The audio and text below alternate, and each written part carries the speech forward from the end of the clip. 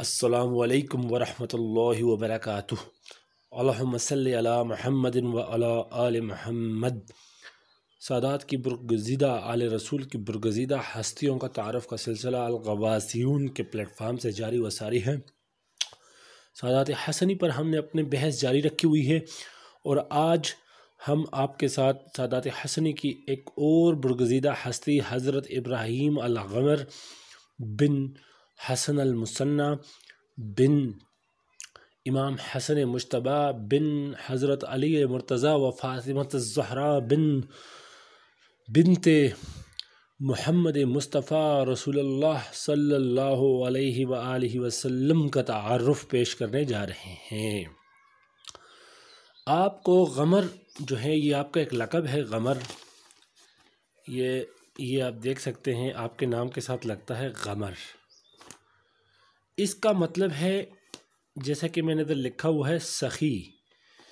کہتے ہیں کہ قول ہے کہ غمر کہتے ہیں سخی کو۔ تو آپ بہت زیادہ سخاوت کرنے والا تھے، جس کی وجہ سے یہ آپ کا لقب پڑ گیا سخی۔ آپ کے والد حضرت حسن المثنی تھے، جن کے اوپر ہم نے پہلے بھی ڈسکرائب کر چکے ہیں جن کی لائف کو، اور آپ کے بھائی جو ہیں وہ عبداللہ المحض کی لائف کو بھی اور ان کی اولاد کو بھی ہم پوری طرح بیان کر چکے ہیں ماقبل کے لیکچرز میں۔ تو آج سے ہم آپ کا سلسلہ شروع کرنے جا رہے ہیں۔ آپ کی والدہ حضرت بی بی فاطمہ بنت حسین تھیں، بہت شرف والی خاتون تھیں، فاطمہ بنت حسین۔ تو یہ آپ کی والدہ تھیں۔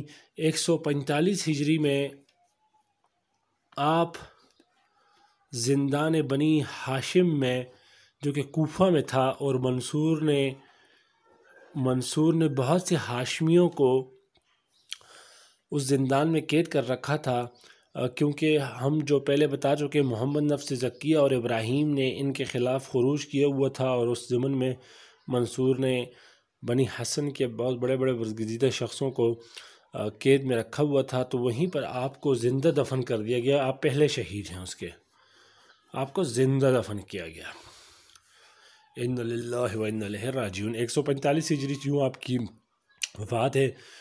تو آپ کے فرزندان کی اگر بات کریں تو آپ کے فرزندان میں سے سب سے پہلے جو ہیں وہ ہمارے پاس جو لسٹ میں نام ہے وہ حضرت اسحاق کا ہے۔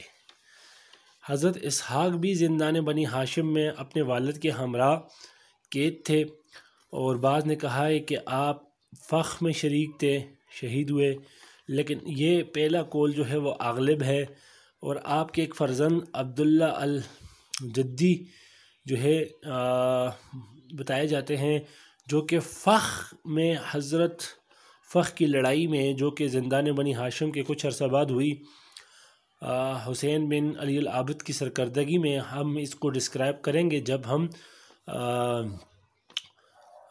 حضرت حسن المثلث کی خاندان کو ڈسکس کریں گے ابراہیم الغمر کے بعد۔ وہ ان کے تیسرے بھائی ہیں۔ تو اس میں ہم فخ کو بھی اور صاحب فخ کو بھی ڈسکس کریں گے، ٹھیک ہے جی، ان کو ہم ڈسکس کریں گے انشاءاللہ وہاں پر۔ تو اسحاق جو ہیں یہ اسحاق کے بیٹے یہ وہاں شہید ہوئے۔ ان کی ایک بیٹی تھی فاطمہ، اور پھر دوسرے ہیں یعقوب، یہ درج ہوئے، یعنی بچپن میں ہی فوت ہوئے۔ محمد الاکبر، یہ بھی بچپن میں فوت ہو گئے، ان کی بھی کوئی نسل نہیں ہے، اسحاق کی نسل ختم ہو گئی۔ اور ابو ابراہیم اسماعیل الدیباج، آپ بھی زندان بنی ہاشم میں قید تھے اپنے والد کے ہمراہ، اور فخ کی لڑائی میں بھی اب شریک رہے، ٹھیک ہے جی۔ تو یہ آپ کی ایک امتیاز ہے۔ باقی آپ ہی سے ابراہیم الغمر کی جو ہے اولاد کا سلسلہ جاری ہوا ہے، تو میں آپ کی طرف بعد میں آتا ہوں۔ محمد الاصغر الدیباج، دیباج آپ کو اس لیے کہا جاتا ہے کہ آپ بہت زیادہ حسین تھے، خوبصورت تھے، منصور نے آپ کو زندہ بلا کر ستون میں جو ہے چنوا دیا تھا، اور اس نے کہا تھا کہ میں آپ کو ایسے ماروں گا کہ جیسے اس سے پہلے میں نے کسی کو بھی آپ کے خاندان میں موت نہیں دی ہوگی۔ تو زندہ آپ کو وہ انار کرنے والا سین ہو گیا۔ اللہ تعالیٰ منصور پر سخت عذاب کرے۔ ابو زید علی اور ان کے ایک بیٹے بتائے جاتے ہیں حسن، بعض نے ان کا نام حسین کہا ہے، آگے اولاد کی تفصیل کسی نے نہیں بتائی۔ تو آتے ہیں ابو ابراہیم اسماعیل الدیباج۔ دیباج آپ کو اس لیے کہتے ہیں کہ آپ بہت زیادہ خوبصورت تھے، تو یہ دیباج کا لقب اکثر جو آل محمد کے بہت زیادہ خوبصورت افراد ہیں ان کو دیا جاتا ہے۔ آپ کے 2 فرزندان بتائے گئے ہیں، ابو العلی الحسن التج اور ابراہیم طباطبا۔ یہ بھی فخ میں شریک تھے، فخ کے غازیوں میں سے تھے، اور یہ 20 سال تک منصور کی قید میں رہے، جبکہ ابراہیم طباطبا جو ہیں یہ بھی بڑے آپ کہہ لیجئے کہ بہترین ایک شخصیت گزرے ہیں آل رسول کی تاریخ میں۔ اور کہتے ہیں کہ ان کو طباطبا اس لیے کہتے ہیں کہ بچپن میں جب ان کو بتایا گیا کہ ان کے لیے قمیض کو سلوائی جائے یا کہ قبا، تو یہ قبا نہیں کہہ سکتے تھے، بچپن میں ابھی ان کا تلفظ درست نہیں ہوا تھا، تو یہ کہنے لگے تبا تبا تبا تبا کہنے لگے، تو وہیں سے ان کا نام قبا کے بجائے طباطبا ان کے نام کے ساتھ جڑ گیا، اور سادات طباطبائی بہت مشہور ہیں۔ ایک اور قول یہ ہے کہ یہ طباطبا جو ہیں یہ مصر میں سید السادات کو کہتے ہیں، تاہم یہ پہلا والا قول جو ہے زیادہ مانا جاتا ہے۔ آپ کے بارے میں یہ بھی ہے کہ آپ نے اپنے عقائد امام علی رضا کے سامنے بیان کیے اور ان سے کہا کہ آپ میرے عقائد میں اگر کوئی کمی اور بیشی ہے تو آپ اس کو درست فرمائیں، تو آپ نے اپنے عقائد کو امام رضا کے سامنے پیش کر کے ان کی تطہیر کرائی ان کی تصحیح کرائی۔ ابو الحسن علی التج، ان کے بارے میں آتے ہیں، ان کے 2 فرزند تھے، ابو محمد حسن التج اور علی۔ علی سے آپ کی نسل نہیں چلی، آپ کی نسل محمد حسن التج سے ہی جاری ہوئی ہے۔ محمد حسن التج کے 1 2 3 4 5 6 7 فرزندان تھے، جن میں سے صرف 2 سے نسل ابو جعفر احمد التج اور ابو القاسم علی الاکبر سے نسل جاری ہوئی۔ باقی علی دارج، اسماعیل بھی دارج تھے، ابراہیم کی ایک بیٹی تھی، قاسم کے بارے میں آگے کسی نے نقل نہیں کی، اور احمد بھی درج تھے۔ ابو جعفر محمد التج کی اگر ہم بات کریں تو آپ کے فرزندان میں سے ابو الفارات احمد، ان کی اولاد نے مصر میں بہت شہرت پائی ہے، بڑے وہ ہوئے ہیں۔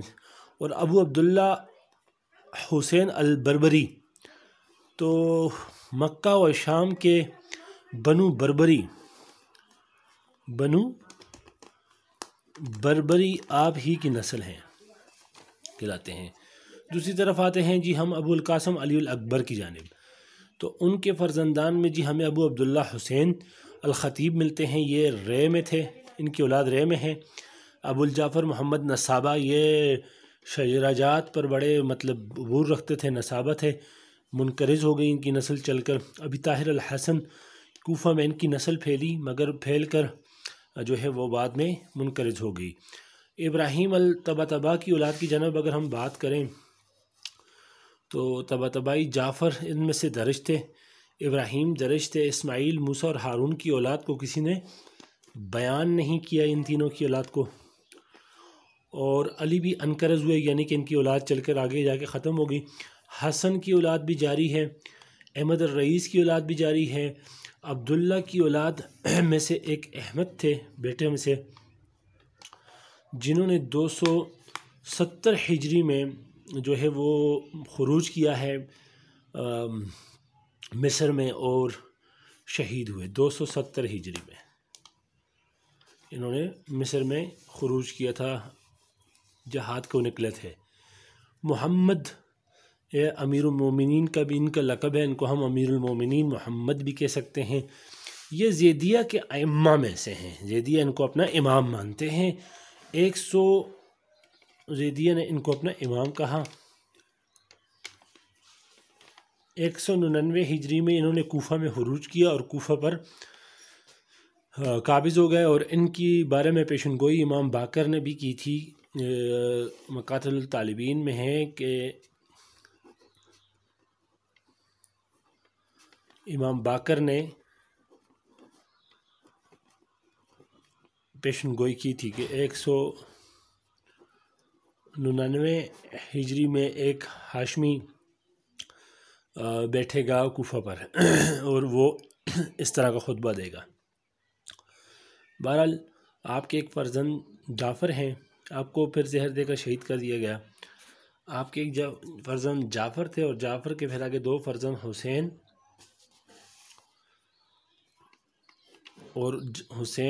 حسین سے ایک محمد ہوئے، جنہوں نے حبشہ میں خروج کیا۔ کچھ پتہ نہیں چلا کہ پھر ان کے ساتھ کیا ہوا۔ اور ان کے ایک فرزند تھے محمد، جن کو کرمان میں شہید کر دیا گیا تھا اور آپ کو چولی پر لٹکائے رکھا تھا 40 دن تک۔ پھر اس کے بعد اگر ہم آگے بات کریں قاسم الرسی کی، تو ان پر ایک الگ سے لیکچر ریکارڈ ہوگا، کیونکہ یہ بہت بڑی شخصیت ہیں اور بہت ہی اہم شخصیت ہے۔ ائمہ زیدیہ میں غالباً یہ بھی آتے ہیں۔ قاسم